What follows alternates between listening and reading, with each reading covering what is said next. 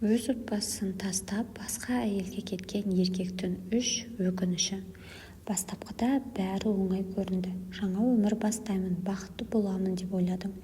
Бірақ кейін бәрі басқаша болды. Осы жағдайда нәрсеге көзім жетті.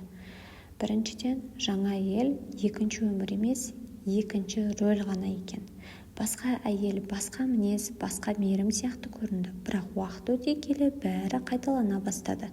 Тағы да реніш, тағы да талап, тағы да үндемейтін салғындық. Қысқасы бәрі баяғыдай болып кетті. Мен ешқайда кеткен жоқпын. Баяғы үйден басқа декорацияға ғана ауысыппын. Екіншіден, балаларымның дауысы ішкі үнсіз азапқа айналды. Күліп жатқан жүздері, әке деген сөздері, жатарда құшағыма келіп жабыса қалатын сәттері бәрі көз алдымнан кетпейді. Кеш батқан сайын сол үнсіздік қайта оралады. Мен өз үйімді тастап кеткем, жүрегімді де бірге тастап кеткенімді кеш білдім. Үшіншіден, іштей бәрін бұздым деген мойындау үнсіз жейді.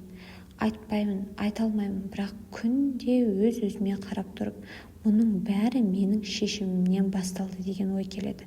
Мен бәрін сақтай алмадым, мен өзімді де, оларды да қорғай алмадым, мен өзімді жеңе алмадым. Кеш түсіндім, бірақ түсіндім. Бақыт басқа адамда емес екен. Бақыт өзіңнің ішкі адамыңмен жарасқанда келеді екен. Мен өз әйеліммен бақытты болудың жолын табуым керек еді. Өкінішті, бірақ тым кеш ойландым. Видео сіздерге ұнаған болса, видеоға лайк басып, каналға тіркеліп қойыңыздар. Осымен видеомыз тәмамдалды достар. Келесі видеоларда кездескенше.